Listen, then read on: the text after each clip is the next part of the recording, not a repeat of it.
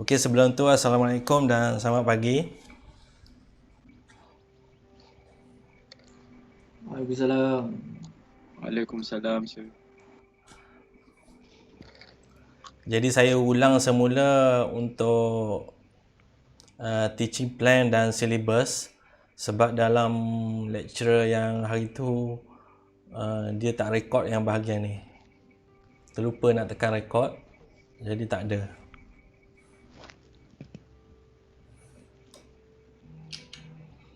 Jadi awak akan belajar prinsip elektrik dan elektronik. Kita ada 3 LO. Jadi learning outcome yang pertama LO1 ini mengenai basic principle elektrik dan elektronik komponen. Jadi kita ada terminologi, configuration, law dan rules.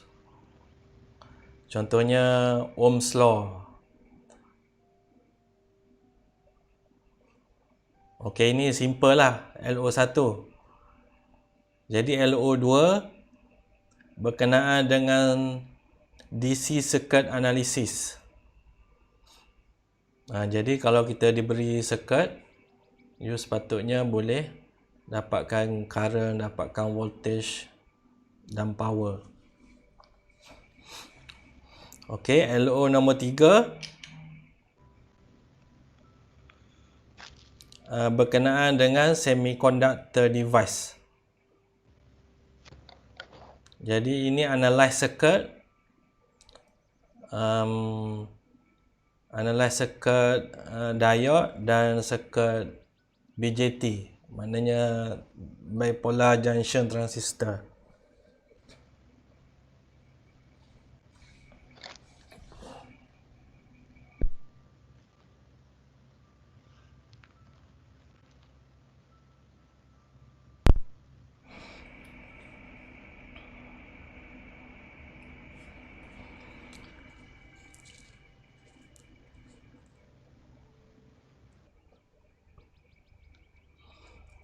Okey, kita tengok kepada pembahagian markah.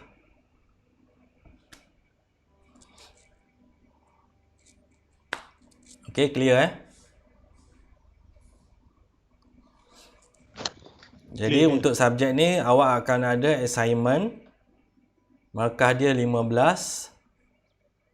Jadi assignment ni akan cover LO nombor 3. Maknanya awak kena buat assignment berkenaan dengan transistor ataupun diode. Biasanya kena buat simulation guna software dan juga akan ada report. Yalah, report diperlukan untuk awak letak semua result simulation lah.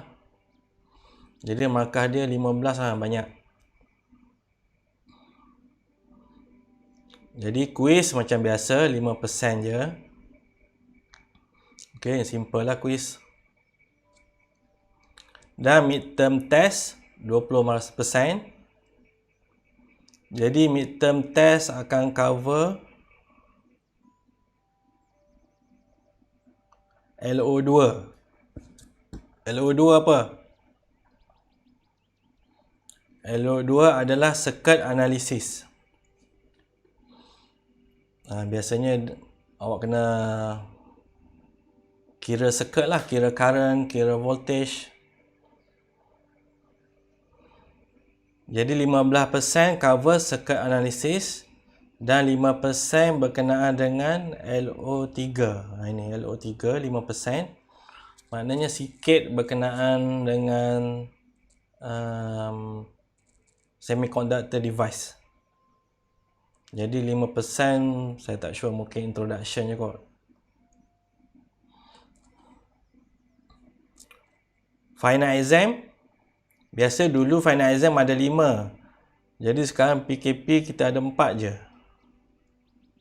Jadi awak kena jawab semua. Jadi soalan 1 LO1 15%, 15% LO2, 15% LO3.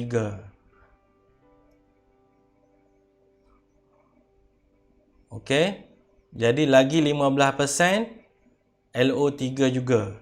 Ini kalau ada WP1 ni maknanya soalan susah. Soalan jenis dia tak ada dalam buku, awak kena fikir.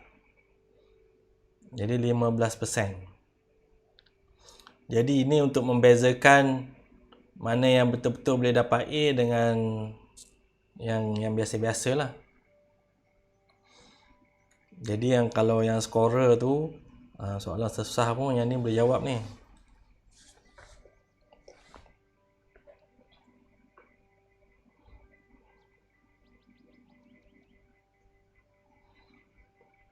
Okey, biasanya subjek ni dia 2 kali lebih susah berbanding dengan prinsip elektrik elektronik. Jadi kalau yang lepas prinsip elektrik elektronik ada 10 orang fail. Kelas korang lah section 56, 10 orang fail. Asal dia 15. Jadi saya dah bagi belah Ihsan sebab PKP tinggal 15 orang yang fail. Sorry, tinggal 10 orang yang fail. Jadi kalau subjek ni, jadi saya tak nak nombor tu bertambah lah. Kalau boleh kurang daripada 10. Biasanya normally kalau tak ada PKP, dalam 4 atau 5 akan fail. Kalau subjek prinsip instrumen hari tu biasanya seorang atau 2 orang. Tapi kelas awak dapat 10 orang. Saya risau subjek ni macam mana ni. Jangan sampai 20 sudah. Kalau dekat FKE subjek elektronik, dia elektronik analog. Dia extend daripada subjek ni lah. Biasanya kelas saya 25 orang fail. Maknanya separuh. 10 orang drop. Dah drop, lagi 20 orang fail. Itu dia 2 kali ganda susah daripada subjek yang ni lah. Okey, saya nak korang serius. Jadi kalau tak faham kat kelas, kena tanya lah.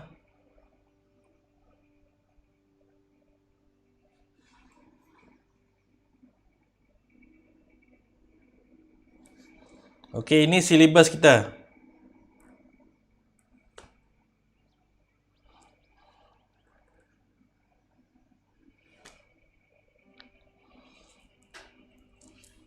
Jadi minggu pertama ni adalah berkenaan dengan basic electrical system. Current, voltage, power. Kemudian ammeter, voltmeter. Ini dah belajar. Sepatutnya untuk awak belajar subjek ni dulu baru instrumen. Jadi kalau dah belajar kita boleh skip lah cepat-cepat.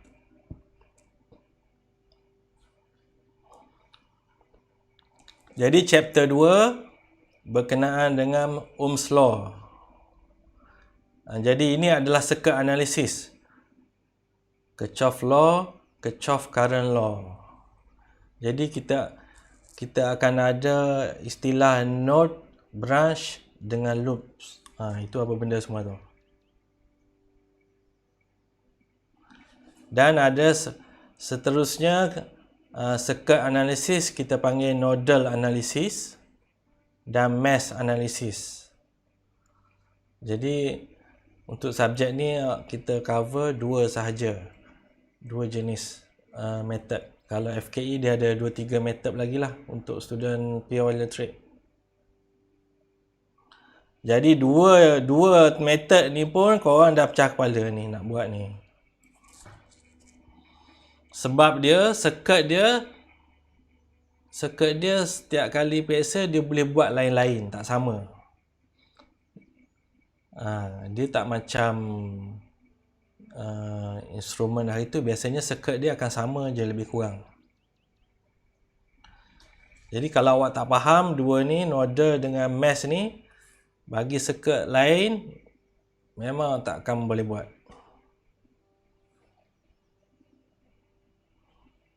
Jadi seterusnya awak akan belajar berkenaan dengan semiconductor material. Apa benda semiconductor tu? Kenapa dia bagi nama semiconductor? Biasanya konduktor akan ada dua je lah. Konduktor ataupun insulator. Insulator tak ada pengaliran arus lah. Jadi kita ada satu lagi bahan, dia semiconductor.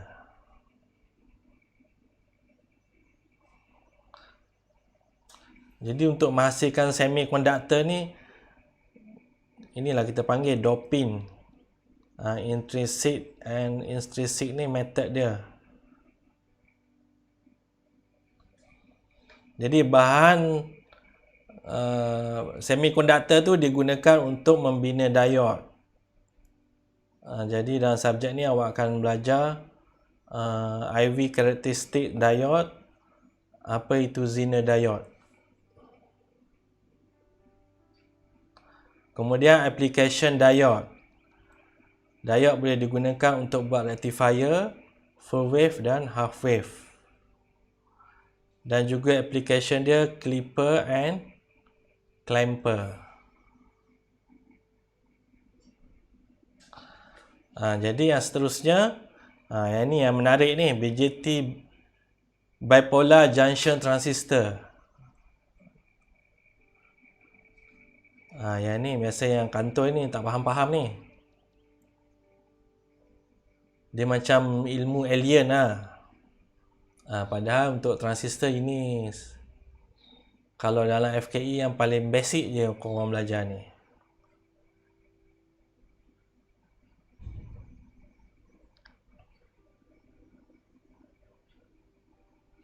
Jadi dalam transistor tu kita akan belajar IV characteristic, saturation apa, active region apa, cut off region apa, dan DC load line tu apa.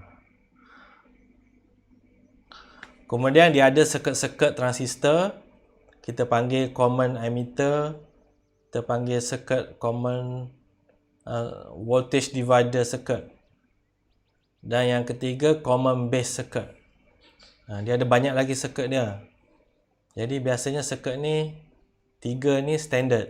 Jadi korang kena tahu. Jadi habis berkenaan transistor. Jadi last sekali adalah op-amps. Op-amp ni nama singkatan bagi operational amplifier. Jadi kalau sebut amplifier itu dia adalah untuk penguat lah. Amplifier semua orang tahulah. Jadi awak akan belajar basic operation, inverting amplifier dan non-inverting amplifier. Seterusnya summing amplifier, differential amplifier. Jadi secara keseluruhan ada berapa? 1, 2, 3, 4, 5, 6. Jadi keseluruhan ada 6 basic topik lah ataupun perkara yang awak akan belajar dalam subjek ni. Okey, ada soalan setakat tu?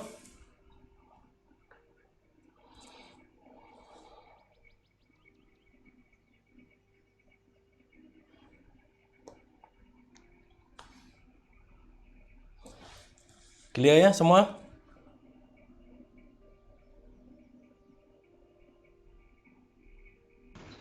Clear, sir.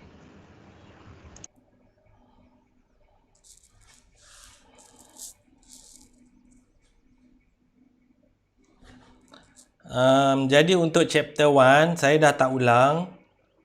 Jadi korang boleh tengok video yang hari Selasa kan? Boleh? Boleh, sir. Jadual dia macam gini. Saya tak bincang lagi. Jadual korang, sepatutnya kelas online kita dah boleh combine. Jadi kelas hari Selasa section 3 dan section 4. Jadi section 5 dan 6 ada kelas lain kan? Jadi section 3, 4 dia orang boleh live dengan saya. Jadi section 5 dan 6 recording lah. Awak boleh tengok video.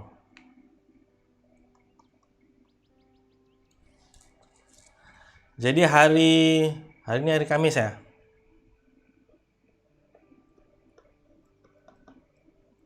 Jadi untuk hari Khamis section 5 dan section 6 hari ni lah. Jadi korang akan live. Dan section 3 dan section 4 dia orang akan tonton video recording. Okey, faham ya? Faham sir, faham. Jadi setiap hari, setiap minggu kita akan berjumpa sekali lah untuk live. Jadi kalau awak ada soalan apa-apa berkenaan dengan video yang lepas, boleh tanya.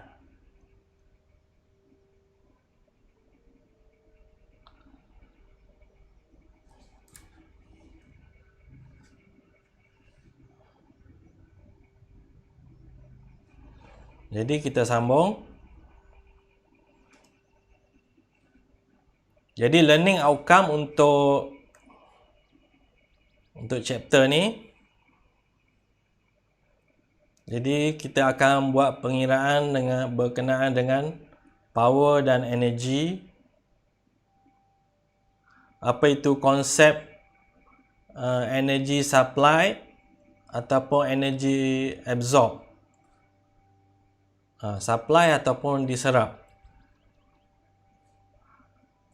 Kemudian awak belajar Ohm's Law, series dan parallel circuit, voltage divider. Ini selepas saya dah tunjuk ni. Kirchhoff Law.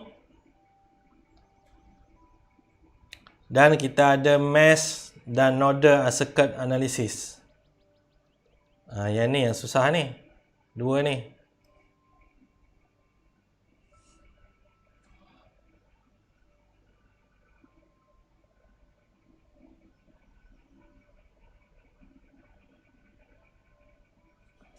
Okey, yang pertama kita tengok DC source. So DC source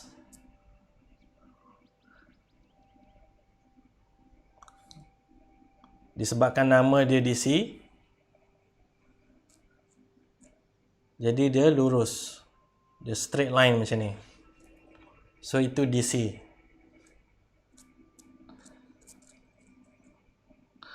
Kalau garisan dia ni perfect lurus, so ini kita panggil pure DC. Tapi kalau DC awak ada macam ni, dia tak lurus,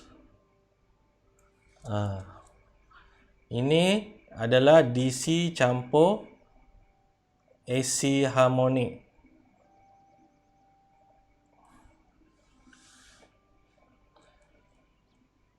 Maksudnya dia adalah campuran daripada DC campur dengan gelombang AC. Sebab tu dia ada oscillation kat sini ni. Dia ada campuran daripada AC. Itu kita panggil AC harmonic. Harmonic ni adalah frekuensi. Nama lain dia adalah frekuensi. Jadi AC tu dia ada banyak frekuensi daripada 0.1 Hz sampai infinity. Kalau dia 0 Hz, itu adalah DC.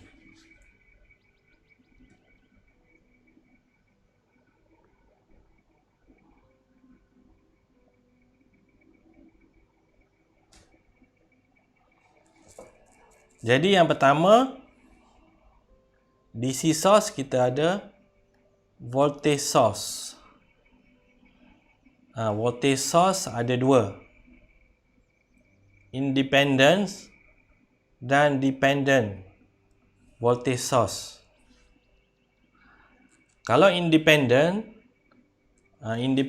simbol dia macam ni, ataupun yang ini.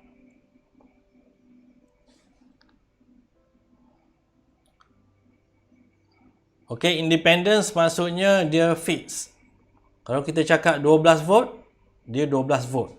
Dia tetap. Itu maknanya dependent. Independent, sorry. Kalau dependent, ini dependent. Dependent simbol dia diamond macam ni lah. Kemudian kita akan ada ini term macam ni. CI.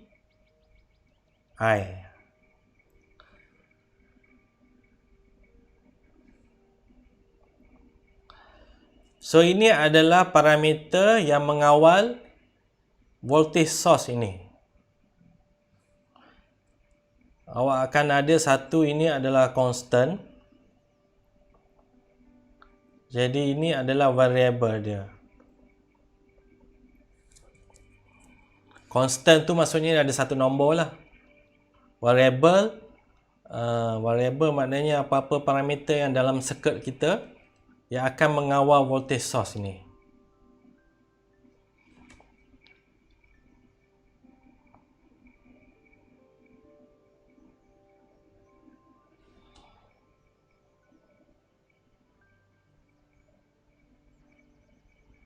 Two type dependent voltage source. Control voltage source, current control voltage source. Okey, yang ini, yang dependent voltage source ni, yang variable ini, dia boleh dikawal oleh arus I ataupun dia boleh dikawal oleh voltage. Dia ada dua jenis lagi lah. Itu maksud dia yang dua jenis two type dependent voltage source. Yang pertama, voltage control source. Voltage control maknanya dikawal oleh voltage. Jadi yang kedua, current control voltage source, dikawal oleh current. Jadi kita boleh dua jenis controller yang boleh kawal dia. Sama ada kita kawal dengan voltage ataupun kita kawal dengan current.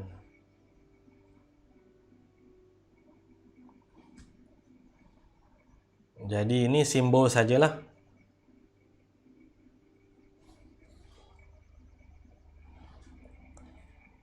Jadi simbol ni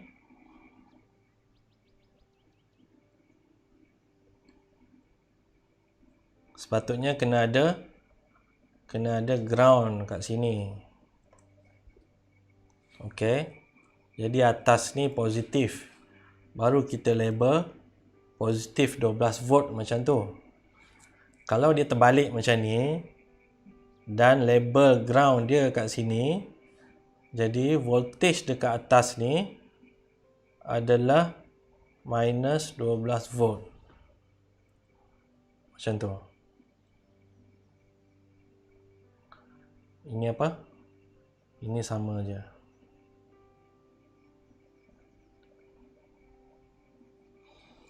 Kalau terbalik macam gini dalam circuit, tapi ground dia duduk kat sini. Voltage dia tetap juga positif 12 volt. Jadi kalau awak nak tengok positif atau negatif, awak kena tahu ground dia dulu. Ground ni. Jadi ground ni maksudnya V pada ground ni adalah 0 volt. Dia macam tu. Contohnya yang kelas yang lepas saya bagi contoh. Kita ada supply macam ni. 10 volt, 20 volt. Kemudian kita sambung kepada resistor.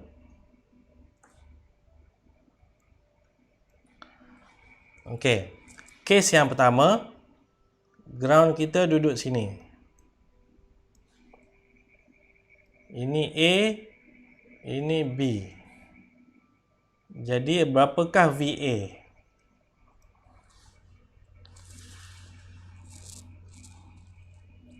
Okey, sila jawab. VA berapa? Buka mic korang. Please buka mic. Berapakah nilai VA? 10. 10 volt. Nilai VB Negatif 20. minus 20. VAB VAB yang macam mana pula? Negatif 10. VAB maknanya potential difference antara A dan B. Jadi dia adalah VA campur VB sama dengan 10 campur minus 20. Jadi kita dapat minus 10 volt.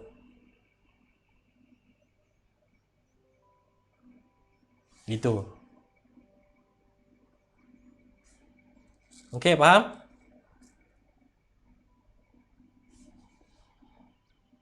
Ini asas ni. Kalau awak tak faham konsep ni, nanti circuit analisis lagi pening kepala. VA ni adalah sebenarnya VA ni.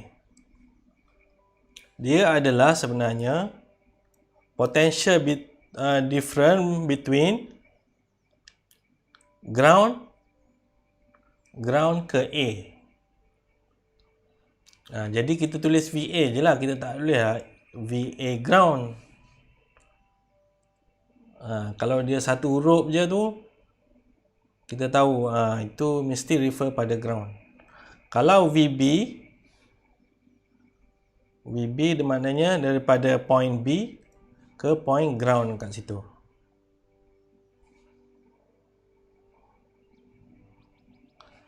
Jadi kita ada kes yang kedua.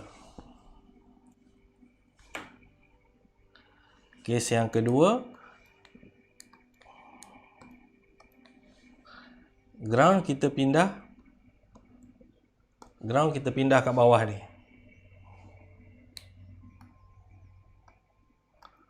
Ini padam lah.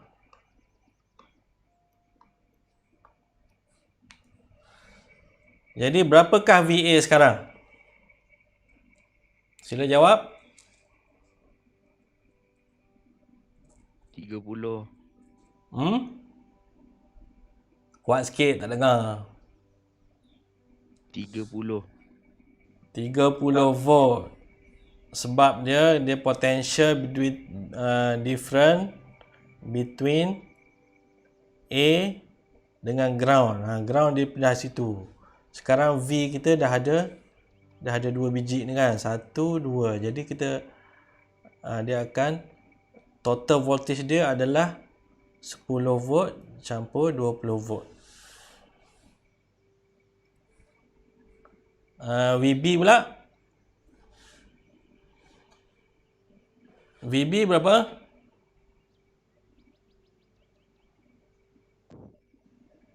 Kosong. VB kosong. VAB 30. VAB sama 30 volt. Seorang je yang jawab, yang lain faham tak ni? Okey, faham ya konsep ground ni? Ground ni maksudnya titik rujukan sebagai zero. Itu bergantung kepada kehendak awak lah dalam circuit. Contohnya dalam circuit awak nak letak ground kat sini. Jadi adalah sebab-sebab dia kenapa awak letak kat situ kan. Tapi ground dia kat situ. Jadi bila orang tengok ground kat sini, apakah nilai VA? Dia dah jadi terbalik lah. Dah jadi lain lah ikut ground kat situ. Jadi VA sekarang jadi kosong dan VB dah jadi minus 30 volt. Dia macam tu. VAB minus 30 volt. Okey, awak kena faham konsep ni.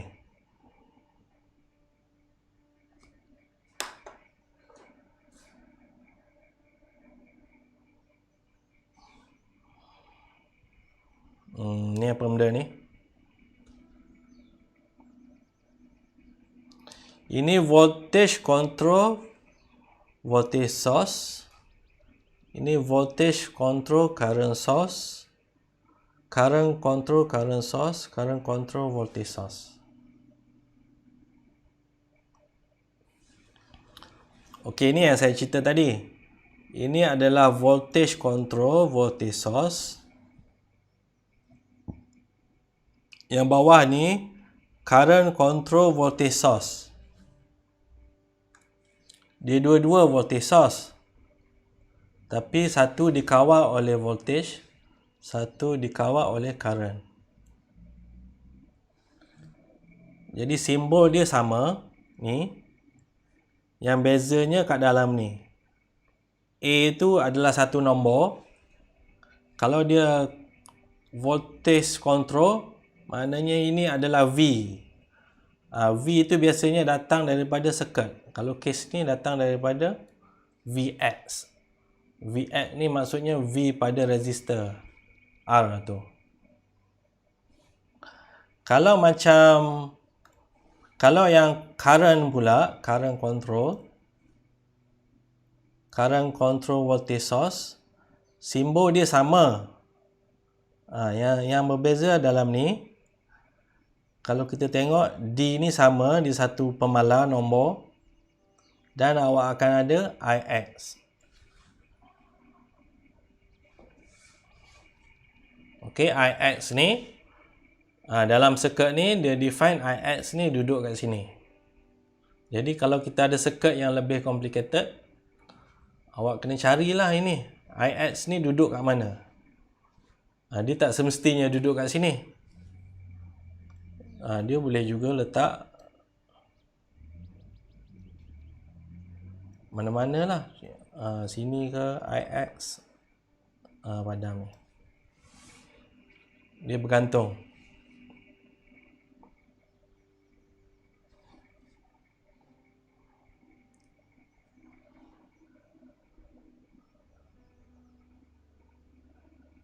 Ini apa bawah ni? Voltage source. Okey, satu lagi kita ada current source. Kalau voltage source dia macam bateri ni. Ini bateri dia adalah sebagai voltage source. Ini. Kalau current source dia adalah bekalan arus. Dia akan supply arus. Contohnya current source device solar panel. Solar panel tu adalah sejenis device current source. Dia sebenarnya dia membekalkan arus. Jadi arus dia bergantung kepada cahaya matahari lah. Contohnya untuk kes yang ni, current source ini dikawal oleh Vx. Vx ini dia duduk kat sini.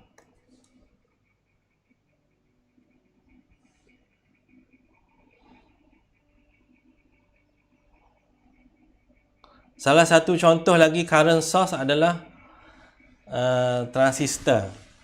Transistor adalah sebenarnya sejenis current source.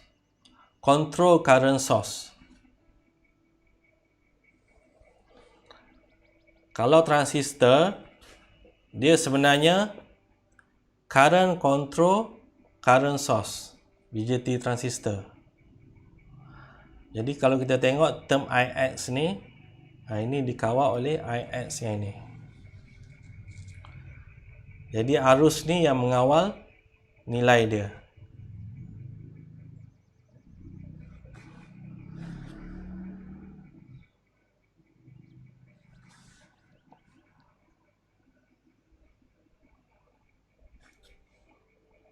Jadi kalau awak ada beberapa bateri macam ni, ataupun bateri yang saiz AA, voltagenya biasanya kalau saiz AA tu 1.5 volt.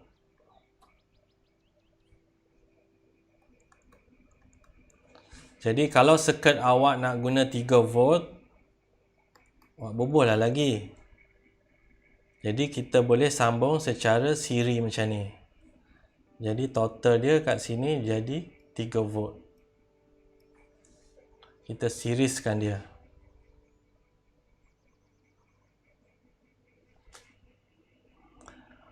Okey.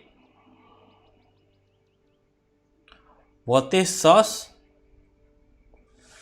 dia tak digalakkan tak digalakkan sebenarnya macam ni. Biasanya akan jadi problem, keluar asap apa semua ni yang disebut ni. Tapi kalau awak faham apa benda yang awak buat, sebenarnya boleh. Jadi sebenarnya boleh ini parallel. Contohnya apa? Contohnya kita ada bateri. Awak pernah tengok orang jam kereta tak? Jam start kereta. Kereta awak dah mati, tak boleh start. Plus minus. Jadi dia ambil kereta sebelah yang okey.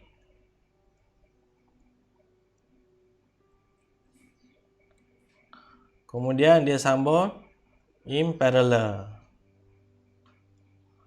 Ini pergi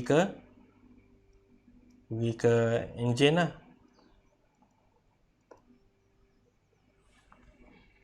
Jadi ini bateri. Jadi kita boleh sambung in parallel. Tapi dia ada syarat dia. Awak tak boleh sambung sembarang.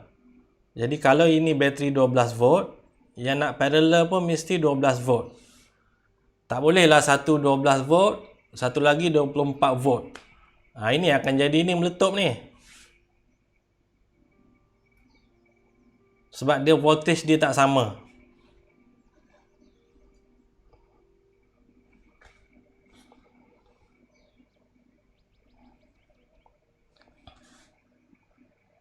Okey, habis berkenaan voltage source. Kita tengok current source. Jadi sama juga dengan voltage source.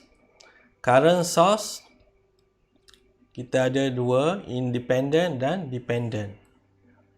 So ini simbol untuk dependent. Biasanya dia bulat. Dia bulat, lepas tu ada arrow macam tu.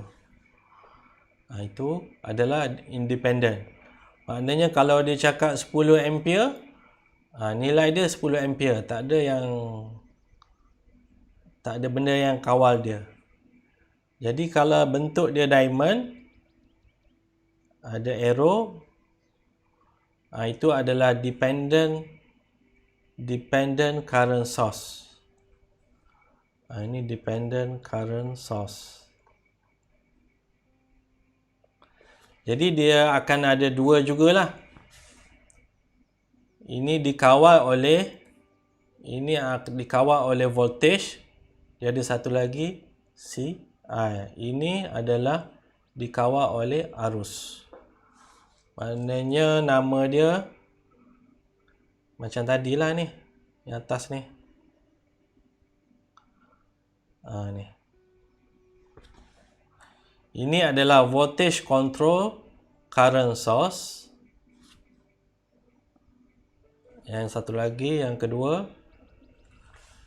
current control current source. Maknanya dikawal oleh arus yang ini.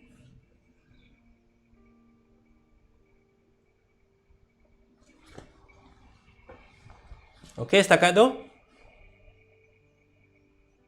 Kelas, okey tak? Ada soalan? Ada soalan yang selama ni tak clear?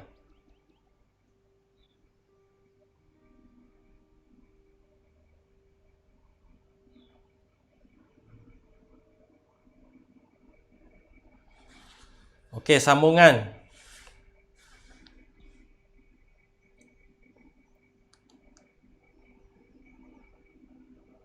Jadi terbalik kepada voltage source, current source, dia bagus kita sambung secara parallel macam gini.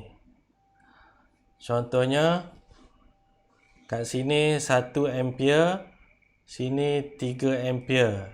Jadi total kita boleh dapat 4 ampere. Jadi 4 ampere keluar sinilah. 4. Ni equivalent dia.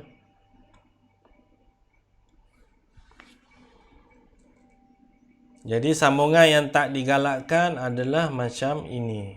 Ini tak digalakkan. Kecuali awak ada nilai yang sama. Ini 3 ampere, ini 3 ampere. Baru boleh awak sesiri macam gini. Sebab nanti keluaran dia adalah 3 ampere juga.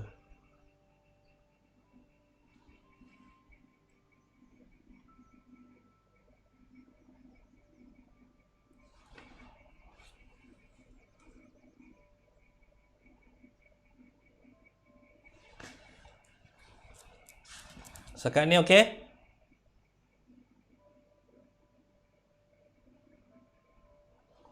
Seterusnya adalah Ohm's Law.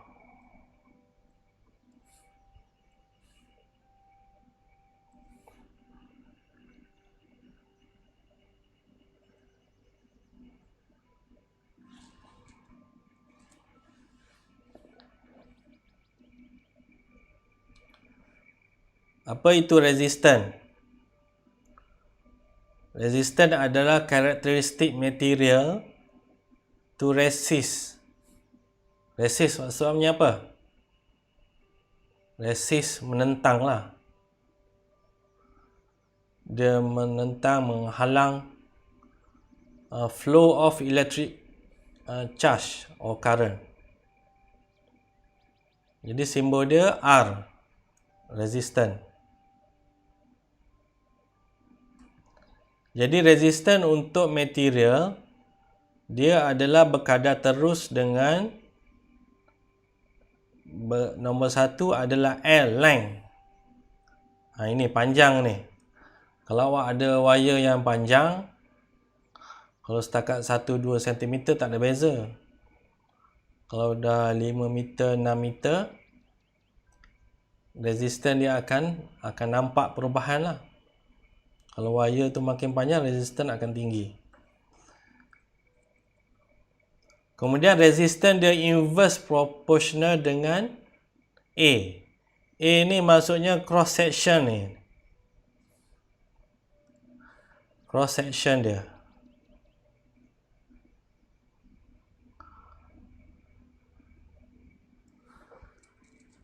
Jadi Semakin besar konduktor tu, resistance kita makin turun. Kalau A ni meningkat, resistance akan menurun. Okey, rho adalah material resistivity. Kalau kita guna copper lain, rho dia, guna gold lain, aluminium pun lain, dia tak sama. Bergantung kepada material masing-masing. Jadi sebab tu yang paling bagus biasanya adalah gold, emas. Jadi emas ni digunakan dalam microprocessor. Sebab tu microprocessor tu mahal. Jadi dalam microprocessor biasanya dia guna emas supaya kita dapat turunkan nilai resistor ni. Kita boleh turun serendah yang boleh supaya nanti bila resistor tu rendah, satu sifat resistor ni bila dia ada arus, dia akan menghasilkan heat, haba. Jadi kita tak naklah microprocessor kita tu panas. Jadi kita guna material yang low resistance.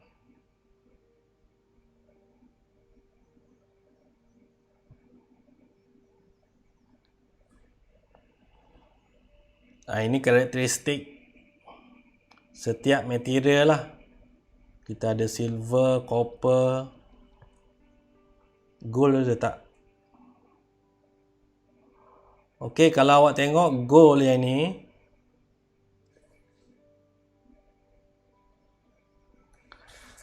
kenapa gold dengan aluminium lebih kurang sama? Aluminium lagi tinggi, lagi rendah. Macam tak betul ni.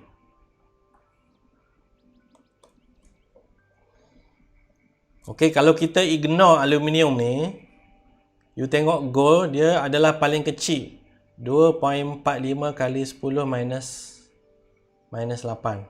Minus kuasa 8. Compare dengan copper. Copper 1.72. Gold 2.45. Dia lebih rendah.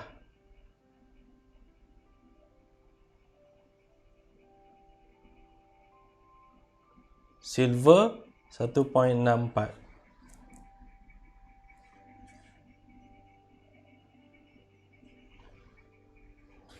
Kalau kita tengok benda-benda lain macam paper, ini. Nilai dia besar lah. 10 kuasa 10. Ini 10 kuasa minus 8.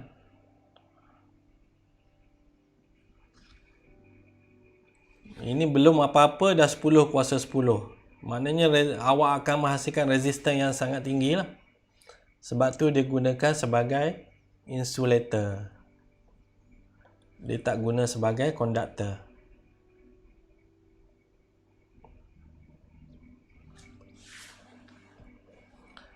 Jadi apa itu Ohm's Law?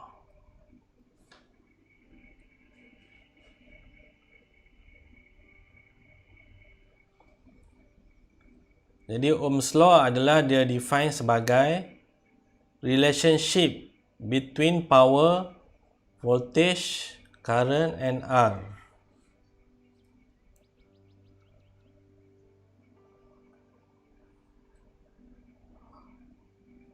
Jadi Ohm's Law adalah voltage across resistor yang ini, resistor yang ini is directly proportional to the current flowing. Kita ada arus. Kita ada arus yang mengalir dalam resistor ni. Bila ada arus yang mengalir dalam resistor, dia akan menghasilkan voltage V. Jadi semakin besar arus yang mengalir, V ni akan semakin besar. Dia proportional. Ini arus. Arus semakin naik, ini V. dia menghasilkan V kat sini. Ini I1. Awak tambahkan I2, V dia makin besar. Ini V2, V1.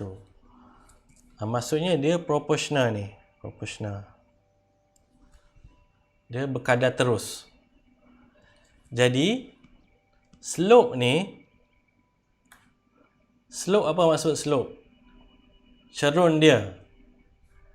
Cerun Y over X. Awak belajar dulu M kan? Cerun. Tapi Y kita sekarang adalah V. Y kita adalah V. Dan X kita adalah I. Jadi kita dapat kecerunan itu adalah nilai R. So ini adalah Ohm's Law.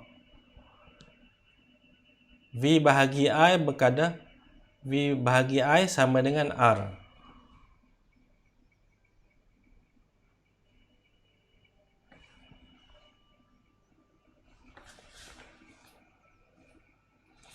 Jadi yang awak belajar tingkatan 5 graf macam-macam tu kan. Salah satu dia application dia macam ni lah. Ohm's Law. Itu yang dia orang derive. Dia orang derive benda ni. Dia asal dia daripada graf ni lah.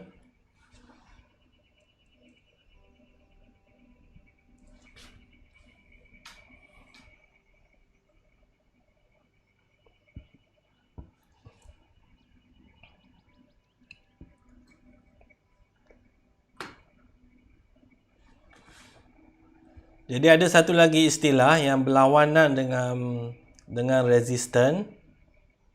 Kita panggil conductance.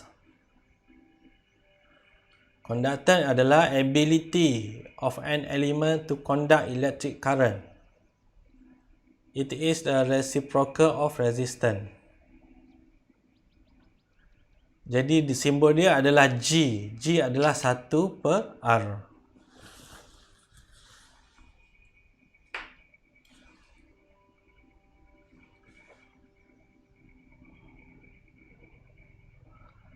Jadi bila ada I dan V, awak akan menghasilkan power. Power dissipate. Power dissipate maksudnya V darab dengan I.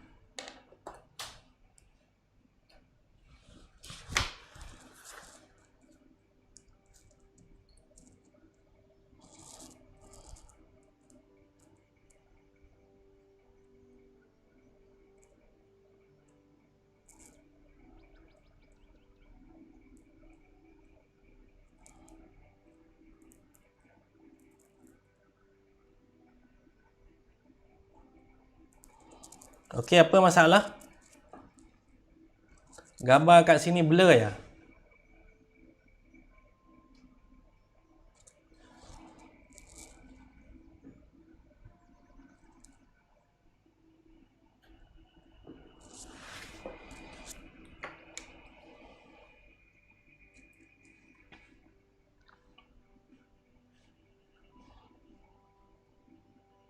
Okey, kita sambung berkenaan dengan power. Jadi power adalah P. So ini power adalah V kali dengan I. Ataupun I kuasa 2 kali dengan R. Ataupun V kuasa 2 bahagi dengan R. Ataupun V kuasa 2 kali dengan G. So itu power.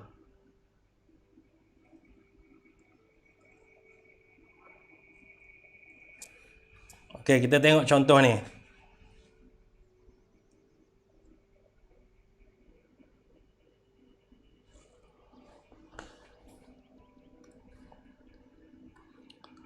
Okey, calculate current. I sama dengan 30 bahagi dengan kita start dengan formula dululah. Jadi kalau awak nak buat calculation, awak mula dengan formula lah.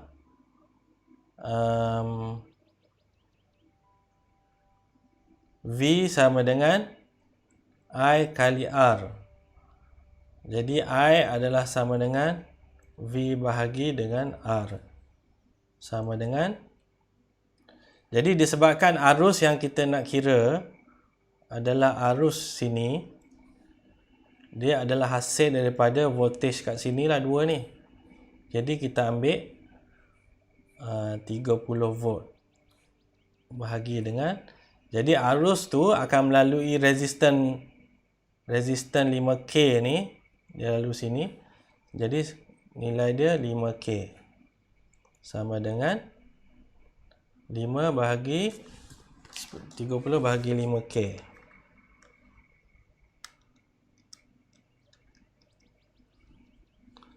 6 mili ampere.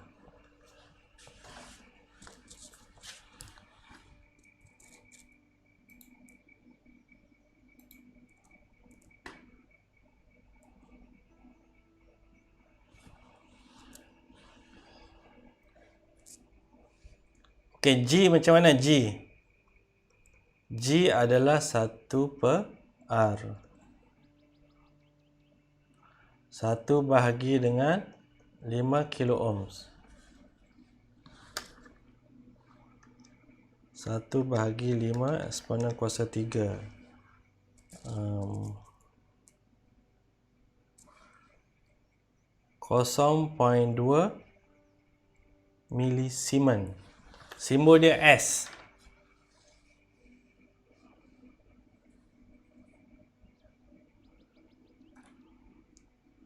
Dia tak cakap simbol dia apa. Simen. S.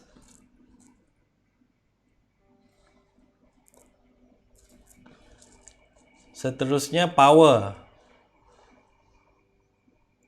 Power sama dengan I kali dengan V. Jadi power dekat resistan ini, V dia adalah 30 volt sebab dia bersambung dengan 30 ni lah. Jadi kita tak perlu kira lagi. I dia yang kita kira ini 6 mili. 6 mili darab 30 volt. 30 kali 6. 0.18 watt.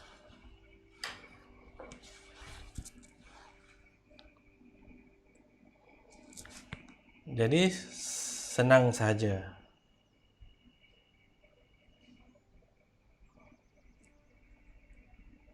Dah ada jawapan rupanya.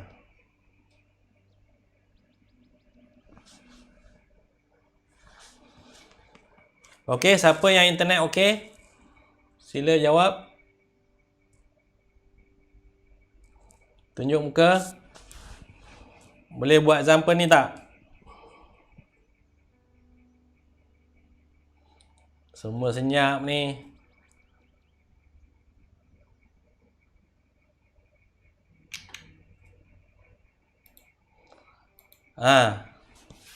Kewa. Buka mic.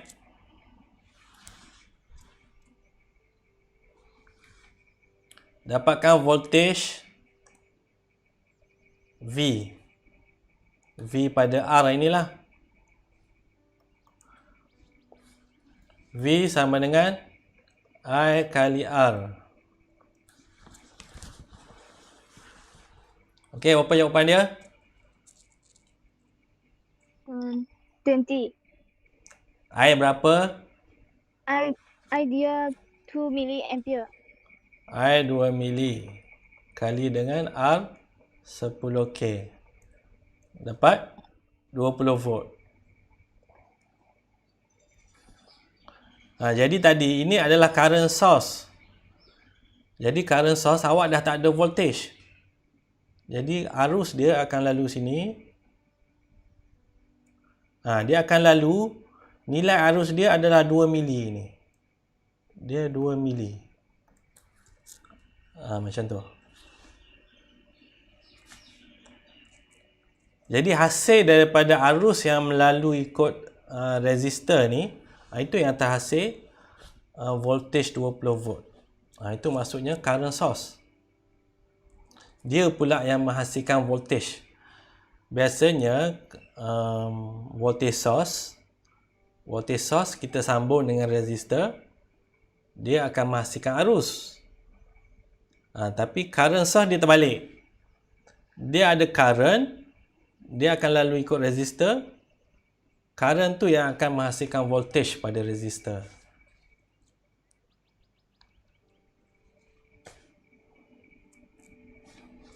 Okey, yang lain-lain power samalah, awak cuma apply sajalah. Power sama dengan I kali V. Jadi awak dah dapat I tadi 2 mili, V 20 volt. Jadi kita dapat 40 miliwatt. Ini jawapan dia.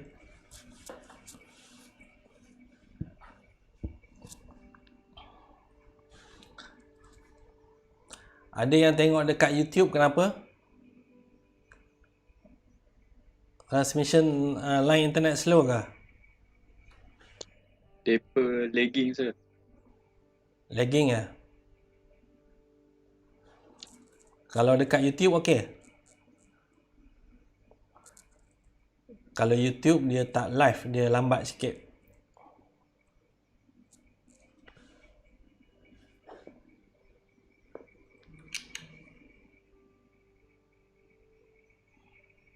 Cuma kalau ada soalan awak kena chatting macam tu lah, kena tulis.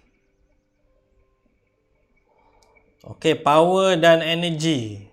Apa beza power? Apa beza power dan energy?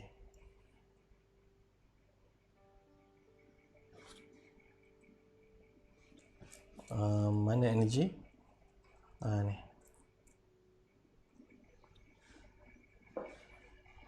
Kita ada dua istilah sekarang ni.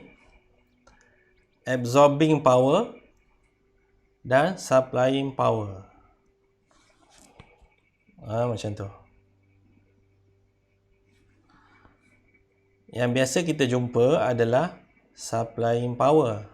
Contohnya bateri. Simbol dia plus minus.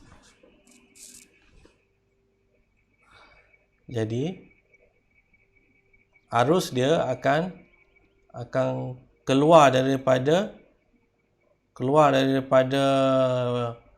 DC source inilah. Itu akan menghasilkan kita panggil supplying power. Contohnya bateri kan. Jadi arus dia keluar. Dia keluar ikut terminal positif tu pergi kepada lampu ke kipas ke. Ini maknanya dia supply energy. Supplying power. Okey, dia ada satu lagi, absorbing power. Absorbing maknanya dia menyerap. Contohnya macam kipas lah. Kipas, resistor. Maknanya kat sini, dekat sini, dia akan ada source dia. Voltage source. Positif. Jadi ini arus akan keluar daripada source ni. Dia akan masuk dalam load ni. Ini kita panggil load. Jadi terminal dia positif, negatif. Dia terbalik. Jadi arus masuk dalam.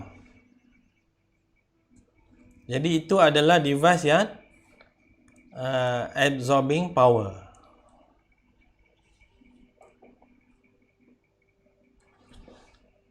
Okey, kalau kita tengok nilai dia dari segi matematik,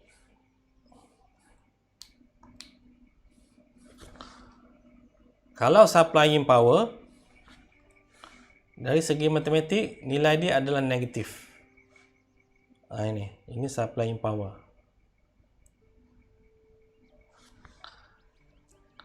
Kalau absorbing dia adalah positif. Nilai dia positif.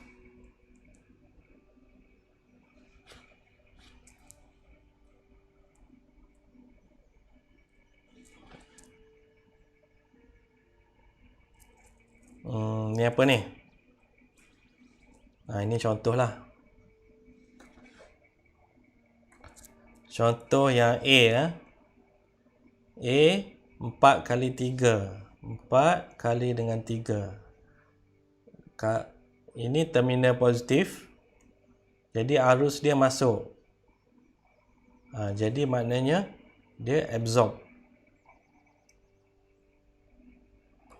Kalau yang supplying, yang C, terminal positif tapi arus dia keluar. Ini adalah supplying. C dengan D,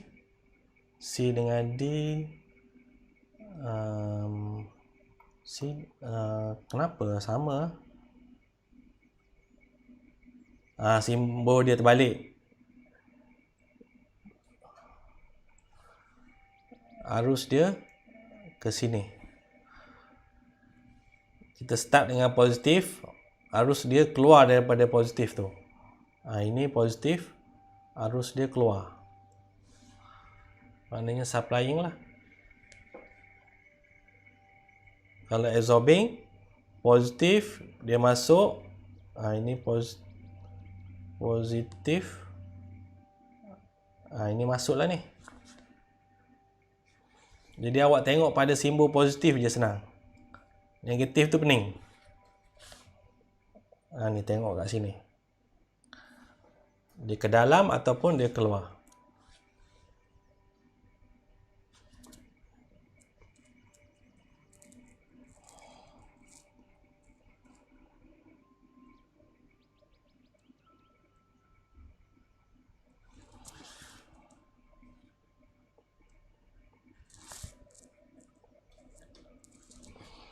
Okey, buat exercise ni.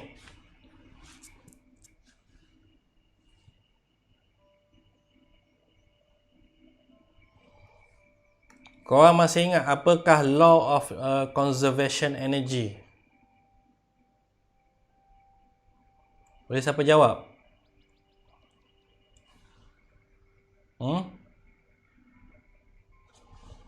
Apa law dia?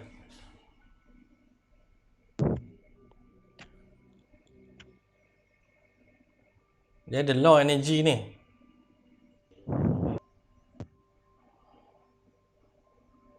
Energi yang masuk sama dengan energi yang keluar.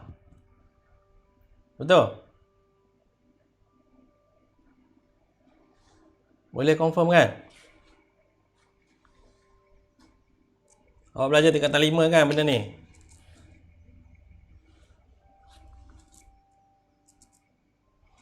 Energi dia tak boleh dicipta. Manusia tak boleh buat energi. Manusia cuma boleh tukar kepada bentuk yang lain. Contohnya ini dalam ni kita ada energi daripada chemical kan. Chemical dia convert kepada elektrik.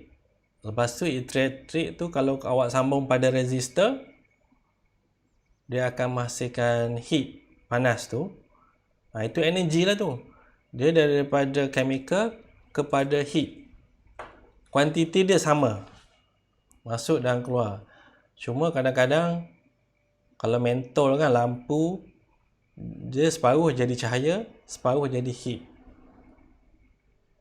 Jadi total semua tu dia sama dengan battery chemical reaction dalam ni. Jadi untuk case ni, cuba buat. Kita nak prove kan energy conservation. Jadi maknanya bateri ni akan supply energy ataupun power. Resistor ni akan absorb.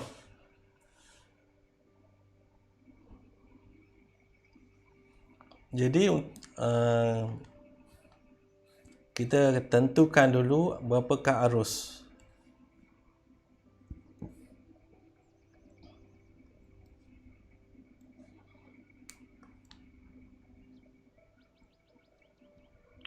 V bahagi dengan R. V5. R berapa? Sila jawab. R berapa? 250. Yang lain? Sila tulis kat chatting tu R, nilai R 100 campur 150. Kalau tak nak cakap, tulis dekat ruang chatting tu. 5 bahagi dengan 250. Berapa jawapan? Tekan kalkulator.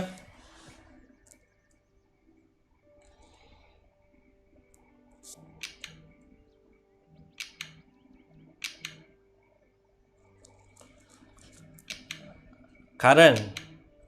Tulis unit 002. Mili ke ampere ke?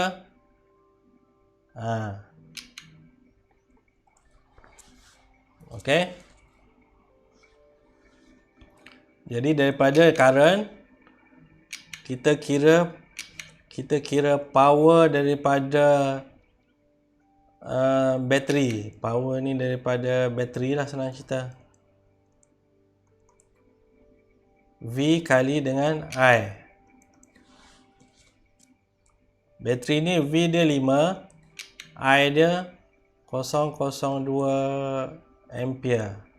Jadi power berapa?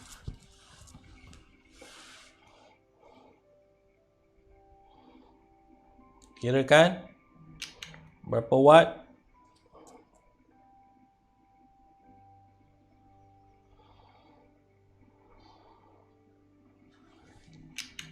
(0.1 watt). Okey, itu power yang disupply oleh voltage source ni.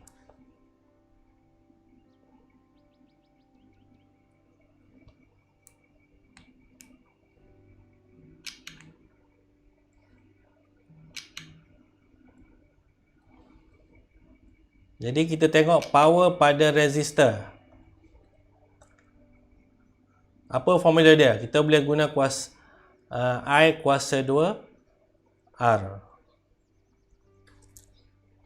I tadi 0.02 kuasa 2 kali R 250 ohm. Jadi berapa?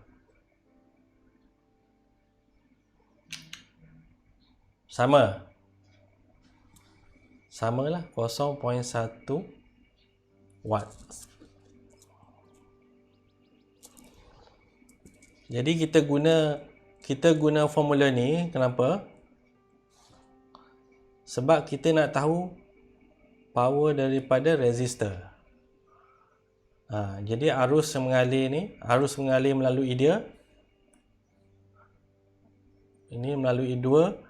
Jadi 2 resistor ni kita tahu 250, arus dia 0.02. Jadi kita guna formula ni lah. Ada yang proof tak sama tak? Semua sama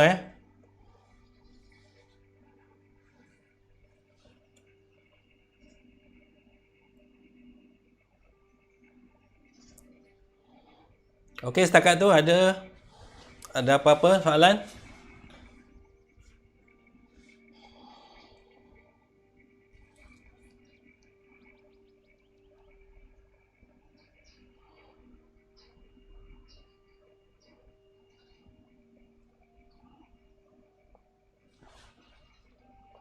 Mana gambar resistor? Okey, ini resistor. Biasanya bentuk dia macam ni lah.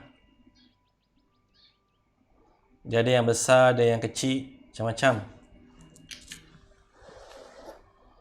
Jadi kalau awak Google resistor, ataupun macam ni. Jadi kalau awak nak buat projek elektronik, jadi resistor ni ada color code dia ni. Ini ada color orange,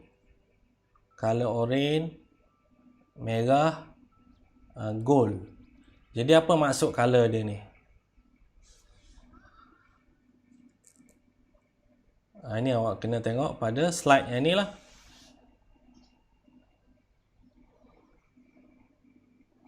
Color, ini color dia. Kita ada brown, coklat, merah, orange, yellow, kuning, hijau, biru, ungu, grey dan putih. Gold, silver. Jadi setiap color ni ada nilai dia. Kalau brown nilai dia 1, merah 2, orange 3 dan seterusnya lah. Kemudian awak ada beberapa band. Ini band 1, band 1, band 2, band 3. Lepas tu dia ada jarak sikit yang ini. So ini band 4. Ini biasanya untuk tolerant. Jadi kalau kita nak tentukan color dia, kita tengok je band dia. Jadi apa maksud setiap band tu?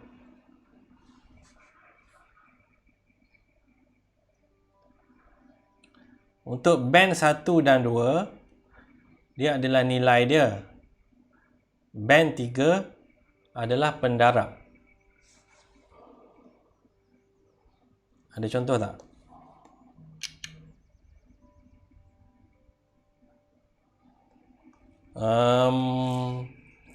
Kalau saya hafal. Saya dah hafal sebab saya dah belajar lama kan. Korang saya tak tahulah korang nak hafal ke tak nak.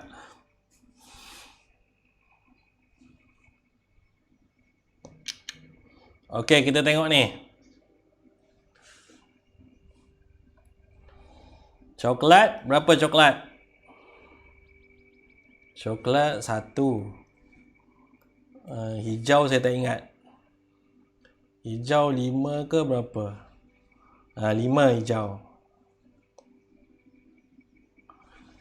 Hijau 5, kuning 4, gold 5%. 5%. Okey, ini gold. Toleran dia 5%.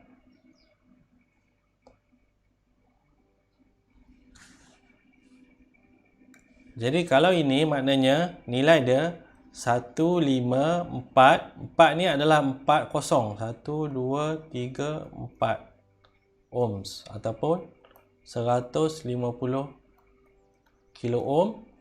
Ini gold 5%. Jadi plus minus 5%. Dia simple macam tu je.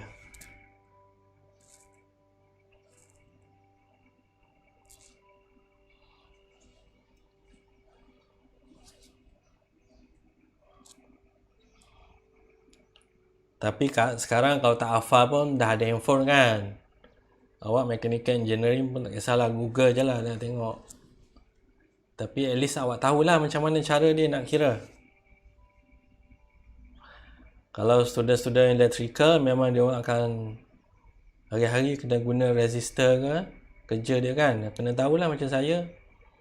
Saya nak design circuit, nak pasang resistor tu, saya nak cari resistor tu kan, nak kena tengoklah benda ni. Kalau tak penat lah, asyik nak kena guna multimeter ukur. Jadi sekarang kita tengok macam tu je, kita dah tahu. Jadi ini maksudnya 5% rating ni. 5% maksudnya kalau you beli, tak semestinya you dapat 150. Jadi nilai dia antara nilai ni. Itu Dia dalam range ni lah. Kita tak tahu berapa exactly. Tapi dia dalam range yang ni. Jadi kalau awak perlukan application yang nilai resistor yang tepat, awak perlu dapatkan band yang kurang daripada 5 itulah. Apa yang 5? Kurang daripada 5. Dia ada 1%, 0.1%. Ini.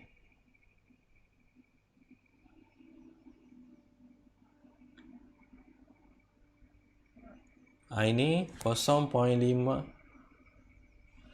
0.25, 0.1, 0.05%. Kalau awak perlu resistor awak yang high accuracy, kalau awak beli 100 ohm, awak nak memang hampir 100, tak nak dia lari-lari, awak kena cari yang toleran dia sangat rendah lah. Ini toleran besar ni biasanya yang murah-murah lah resistor dia 5%.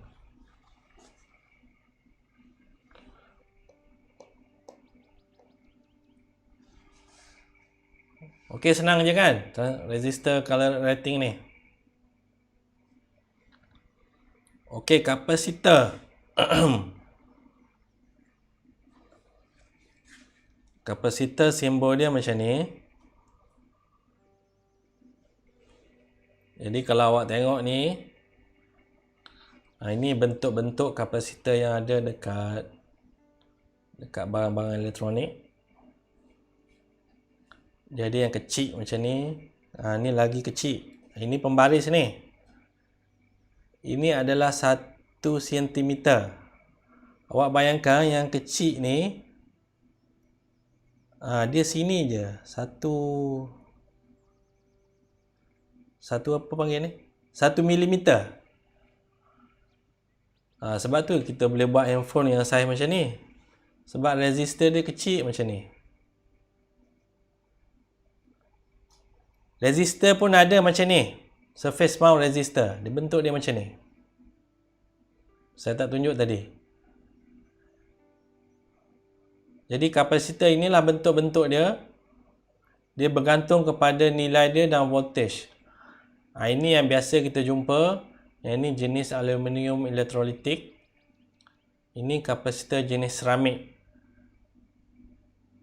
Kalau yang ini seramik. Ini semua ni adalah seramik sebenarnya. Kalau ini dia jenis dia bergantung lah. Ada yang seramik, ada yang bukan seramik.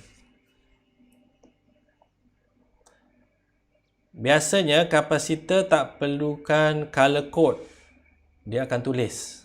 Contohnya ini 4.7 micro ke apa ni?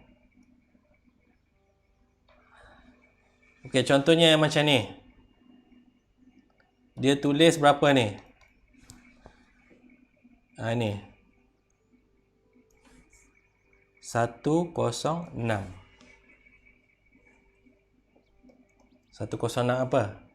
Biasanya ini adalah 10 kali 10 kuasa 6. Unit dia adalah picofarad. Nombor 6 yang terakhir tu adalah 10 kuasa 6. So ini adalah nilai dia. Kalau macam ini dia dah tulis, senang ceritalah, 2.2 microfarad.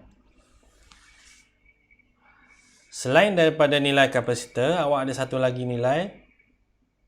Ini adalah voltage rating.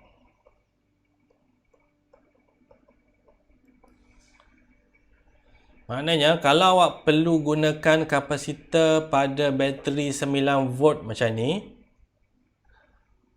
awak perlu pilih kapasitor sekurang-kurangnya lebih besar daripada nilai voltage bateri dia.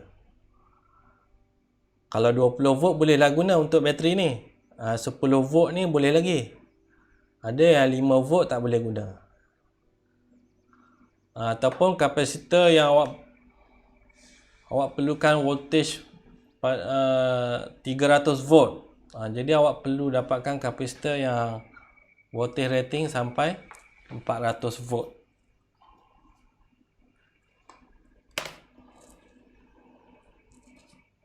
Kapasitor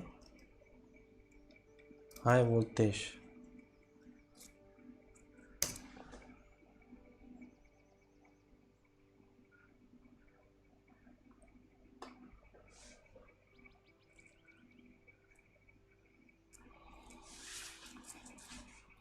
Okey, kalau awak tengok kapasitor ni, rating dia adalah 450 DC. Tapi dia adalah 2.2 mikro sahaja. Jadi kalau awak tengok gambar, ini untuk 35 volt. Dia bukan dia punya tu.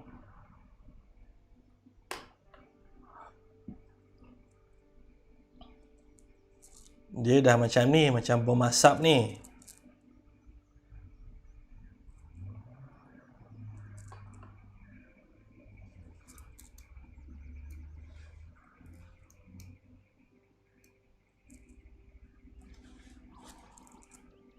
Okey, nampak? Okey, ini awak tengok saiz skru ni. Ini skru yang biasa, yang kecil-kecil tu lah. So awak compare lah dia punya saiz kapasitor ni. Ini rating dia 450 volt. Besar. Besar lengan ni.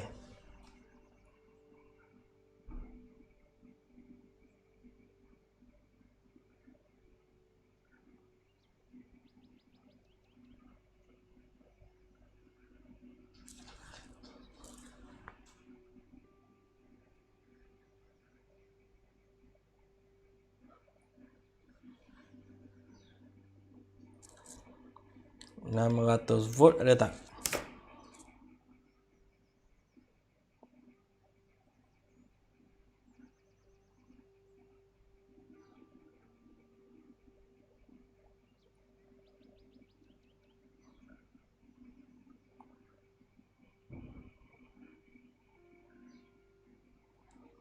Ini. Ini besar ni sebenarnya ni. Dia macam tin apa? Potato chip tu. Dia besar.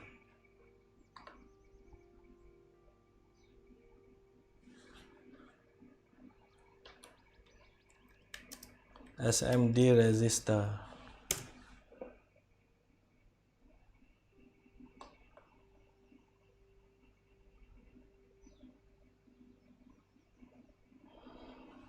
Okey, ini gambar. Yang ini. Yang inilah.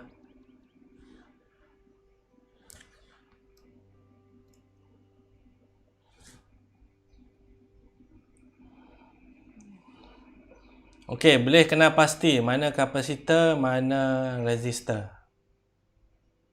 Ini apa?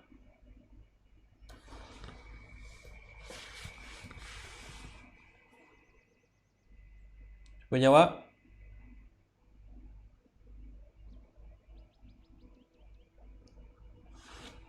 So ini adalah resistor. Dia tulis tu 1R0. Maknanya 1 ohms. Ini pun resistor dia tulis. Yang ni, yang coklat-coklat ni adalah, ini adalah kapasitor. Bentuk dia lebih kurang sama je.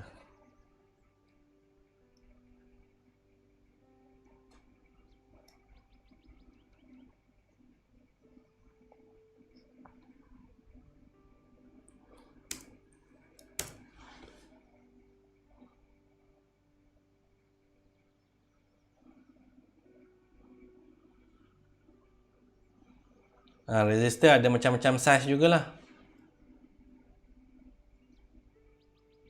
Ini yang besar, yang kecil-kecil-kecil.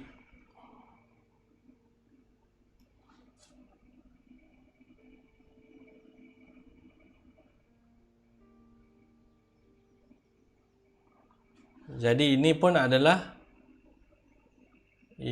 adalah resistor. Tapi power dia adalah 50 watt. Kalau kapasitor, awak ada voltage rating. Tapi resistor awak akan ada power rating juga. Jadi bergantung kepada power yang awak nak guna, awak kena dapatkan power yang sesuai lah. Okey, mana contoh kita tadi?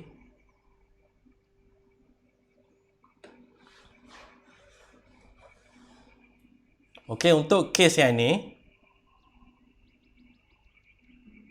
jadi ini adalah 0.1 watt akan masuk dalam, akan absorb oleh dua resistor ni. Jadi kalau awak nak beli resistor, make sure dia cukup 0.1 watt. Ini kalau 0.1 watt. Biasanya resistor yang kecil-kecil tu dah cukup. Tapi macam mana kalau awak dalam calculation awak dapat 10 watt. Awak kena dapatkan resistor yang rating dia mesti 10 watt. Jadi cara kira dia awak kena gunakan formula ni sahaja.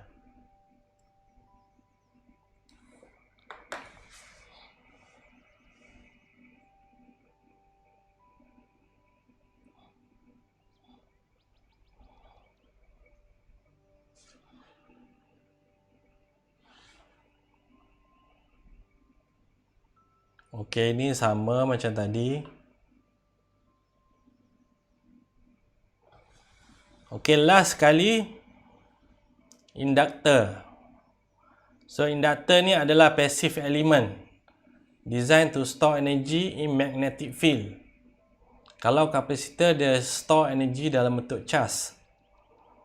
Kalau induktor dia adalah magnetic field. Simbol dia L dan unit dia Henry. Biasanya millihenry ataupun microhenry. Yang kecil-kecil macam ni adalah microhenry lah.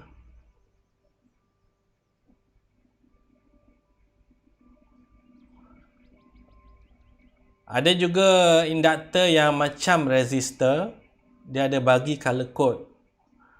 Jadi color dia tu sama, tapi dia cuma unit je. Cara nak kira, nak baca semua sama. Jadi unit saja dia tukar, dia jadi microhenry. Induktor.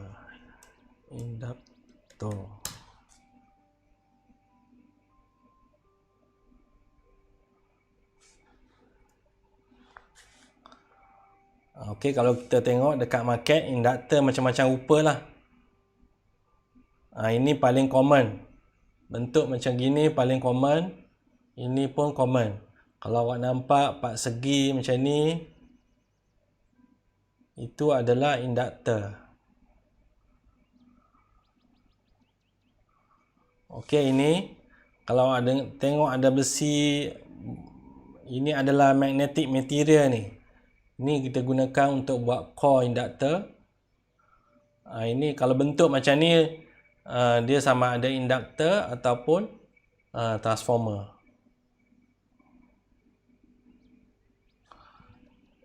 Yang color code tadi mana? Tak keluar pun. Jarang ada.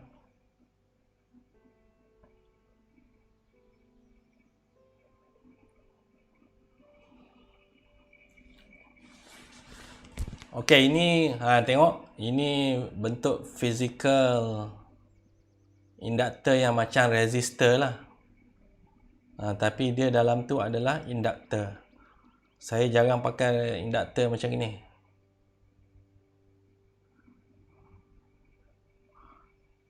Ini semua ni induktor lah ni. Dia macam resistor.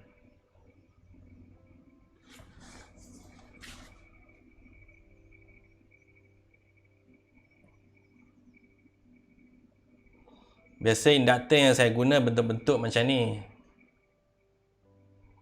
Dia coil dia tu boleh nampak. Dia bergulung kat tepi tu kan. Ataupun petak macam ni. dalam dia tu ada wire.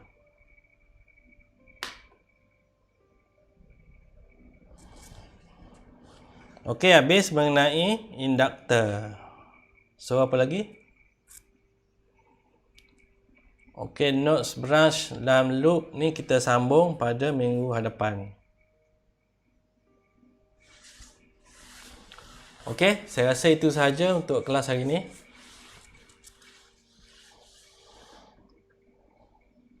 Okey semua ya. Berasak kepala online. Ini baru konsep-konsep aja. Nanti calculation susahlah, awak kena ambil perhatian dan aktif dalam kelas. Contoh-contoh yang saya bagi tu awak kena buat. Sambil-sambil kuliah tu kalau saya suruh buat. Kalau tak, awak tak buat, kalau tak faham lah. Kalau depan-depan boleh lah saya tengok. Ini sekarang dah online. Semua bergantung kepada diri masing-masing lah.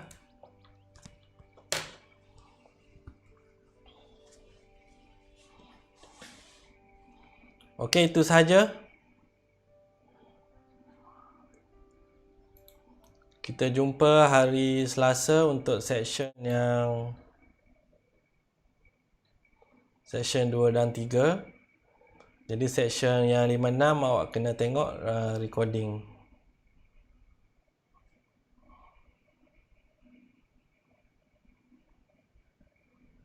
Ada apa-apa soalan nak tanya? Sebelum saya letak. Sebelum saya letak ganggang merah ni. Tak ada. Ada apa-apa persoalan? Soalan umum pun boleh. Soalan berkenaan kelas ke apa ke? Jadual ke? Tak ada? Okey semua? Kalau okey, itu sahaja. Kita jumpa lagi minggu depan. Sekian, terima kasih. Assalamualaikum. Thank you, Doktor. Sama-sama. Waalaikumsalam. Thank you, Doktor. Thank you, Doktor.